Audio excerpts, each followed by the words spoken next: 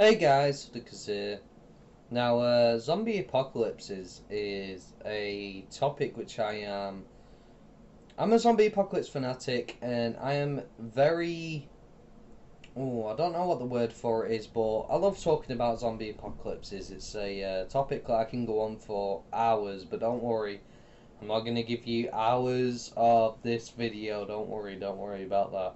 I'm going to split it into sections and stuff like that. Now, for me in the zombie apocalypse, one thing I've always said to my friends is it will never be a zombie that kills me. It will always be either a human or something else, either disease or maybe viral in how zombies became or whatnot. So one thing which will never kill me will be a zombie. It will always be a human that gets me.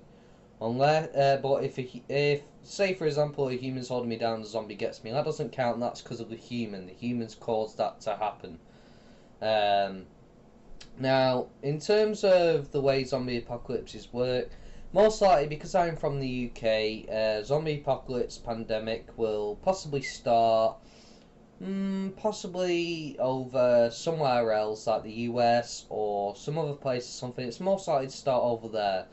So while a zombie apocalypse is beginning to spread over there, we'll probably hear about it on the news while it's on the way here before it actually gets here. Now, if it does end up getting over here, then that's going to be quite unfortunate if it gets here before we see any news reports. But however, now for me, the place where I live in a close, which is pretty much a dead end. Um, it's pretty much a dead end where I live now. That's going to be a bit of a problem, just purely because of the fact that basically you can be cornered here. But at the same time, it's also easy to get out of. And most people, whenever a zombie apocalypse will start, the first thing they'll go doing is panicking. And people will be killing each other, stealing supplies from each other. People are going to be going crazy trying to survive. Survival of the fittest will be in most people's minds at first. Um, so everything's going to be hectic when basically it hits the fan. So for me, instead of going to a supermarket or something like that, I'll most likely probably go to a school or something like that, where, fair enough, there are children there and stuff, but if a zombie apocalypse is happening, most people are going to be thinking about, oh, I've got to get my kid out of school, got to get him somewhere safe. So the school will be evacuated. Now, most people don't think of a school would be a good place if it's evacuated and there aren't any zombies residing. This is at the start of a zombie apocalypse, remember? It will most likely start somewhere else in the world, so it won't be over here straight away. So I would probably raid a school after school's closed and stuff and there's no kids there and stuff like that. I'll probably go and raid the school because it'll have tons of food there, just purely because of the fact that basically the school needs a lot of food in order to feed the hungry children, the teachers, the staff, and stuff like that. So for me, a school would be a good place to go because it's not far from my house. It's literally about a 5-minute walk. So even if I didn't have a car, it'd be easy to get supplies to and from. And also, schools are full of tables, chairs, stuff for barricading, reinforcements. Gym equipment would be useful and stuff like that. My friend owns a car. Zombie apocalypse, would probably steal a van or something. There's no law, so we wouldn't have to worry about that. Probably steal a van, hotwire a van, and start taking some gym equipment out there. Keep people fit and healthy so they can survive and keep themselves going. People that have weight on them are going to be slow and they're going to eat a lot more than other people. So one thing that we'll probably be focusing on is trying to get everyone fit and healthy, helping them burn down the weight and stuff like that, helping them exercise. I understand not everyone can exercise. I understand some people have a lot of health problems, asthma and stuff like that. That would be quite unfortunate, but those that can, we won't be doing it because they're overweight, we're not doing it to make fun out of them or anything like that. We're doing it because of the fact that basically we want our group to survive. Now, you're going to need cardio, you're going to need to be able to be fast, you're going to need to be able to move. And basically, if someone overweight ends up getting injured or something and they come unconscious or something, it's going to be a lot harder to pick them up and carry them back to base.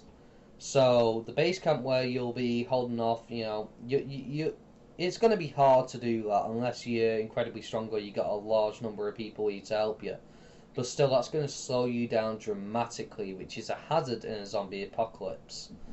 Now, in terms of things in the way of getting that out of the way, first thing I'll be doing is blocking off my street. Now, my friend does a lot of construction and stuff like that, so it'd be good for fortifying the street and stuff like that because there's only one way in. It's easier to block off.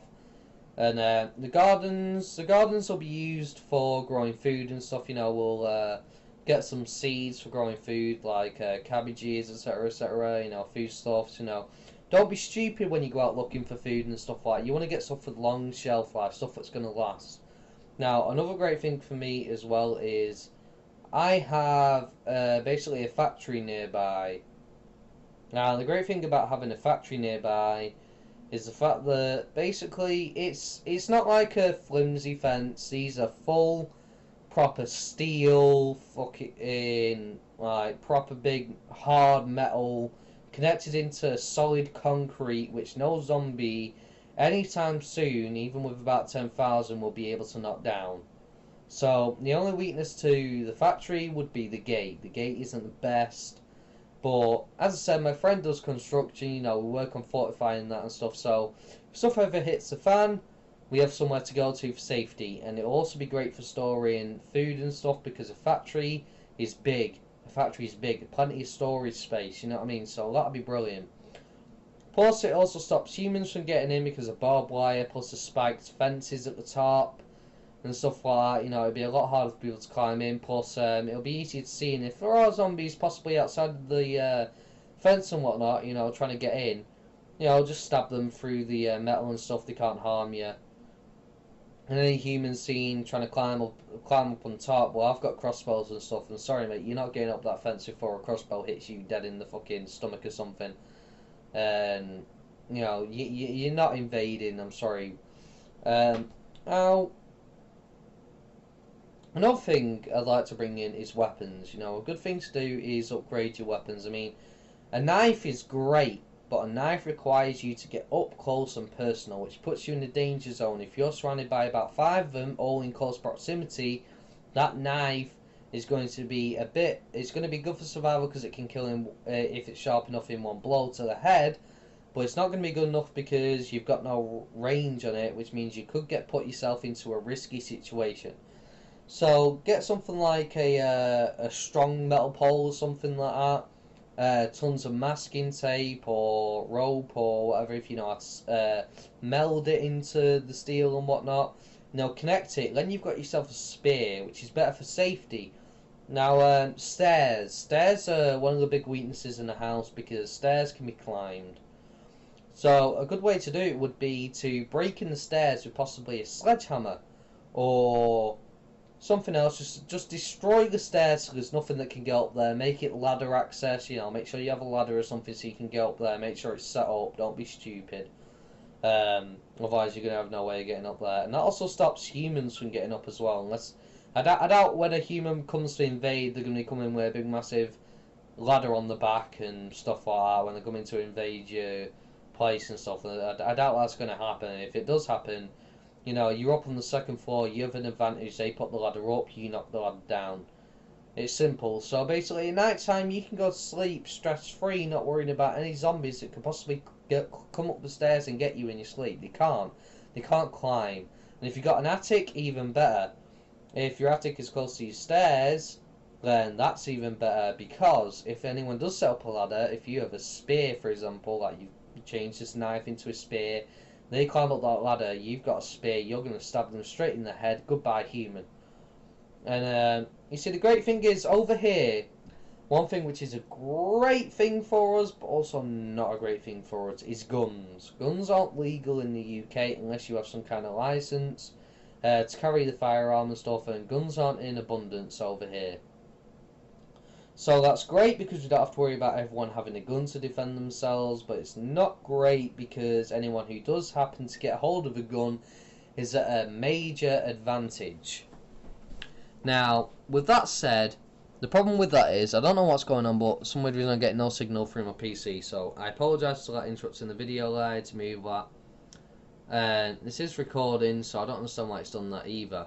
But basically, if you see any police in the area and stuff, you know, under siege by survivors or zombies or something, you happen to have any weapons, take it.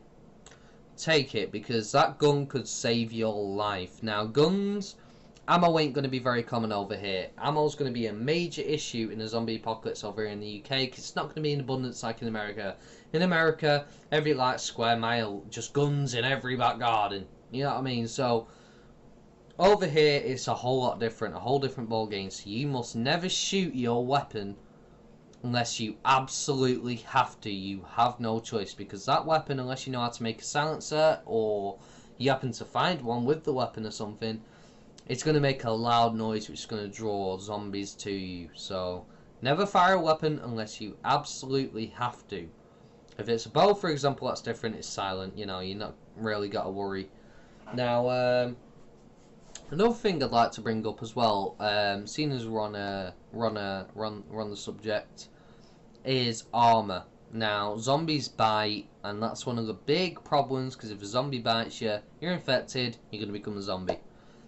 So, motorcycle jackets have Kevlar leather in them, you know, to save you from getting hurt and stuff, you know, knee pads, shin pads that people use when they skate and stuff. Anything you can get a hold of like this can be used for armor. You can layer it into clothing and stuff like that, and that'll make it a lot harder for a zombie to be able to bite you. So say a zombie does catch you off guard, tries biting into you, gets stopped by the leather, you got the perfect chance, take out, execute, goodbye zombie, you're safe. But it's not 100% safe. Now, a car door, for example, if you can get a light car door, possibly, take out all the heavy bits, maybe put in some metal sheeting in there, maybe put in some Kevlar leather and stuff like that. Cut off the window bit of the door, but leave a bit of it, and then attach leather straps onto that, so you got yourself some hardened body armor. So anyone comes at you with a knife or something, they go stab you in the stomach, you know, armor, not getting through it. You get what I mean? Like a car door hasn't the best material for stopping weapons and stuff. You know, if someone puts enough force into it, they're going to penetrate through. That's why you have like a metal sheeting behind it, reinforced with Kevlar, leather and stuff you got in the motorcycle jacket stuff. Armor, you know, that's what really counts as zombie apocalypse. It's going to keep you safe from not only zombies but humans. Now, one thing that people always seem to forget about in zombie apocalypse is humans are the bigger monster. Unlike zombies, humans can think. They can team up. They can proper initiate teamwork. They can climb. They can dodge your attacks. Humans are the biggest enemy you have to worry about. It'll come to a dog-eat-dog world. You'll get good people out there, and then you'll get the bad people. And the worst part is, because you're in a zombie apocalypse, you've never met these person before, you don't know what kind of people these are. They could play nice, you know, you let them into the community, and then one day when they're out on patrol, they disappear, go to another group, tell them your weaknesses, and then they come and invade, because you have a better place than them. So, you know, that's one of the biggest issues you will have to worry about in the zombie apocalypse. Now, as much as I would love to keep going on about it, lots of things to talk about, I'm going to have to end it here, because I don't want the video to drag on for too long. So I think this is where I'm going to end it. Thank you very much, guys, for watching. Please subscribe if you want to listen to more. Please comment. Please subscribe. I'm putting it in a playlist. I'll be putting an annotation in the video and stuff, you know. So please, you know, subscribe. You know, helps get me out there. Helps spread out the word to other people, and then that helps them like my channel. And if you like it and comment, you let me know if I'm doing good. If you dislike, then you let me know I'm doing bad. It means I have to step up my game up and improve my videos. So, guys, I really appreciate it. Please subscribe. Peace.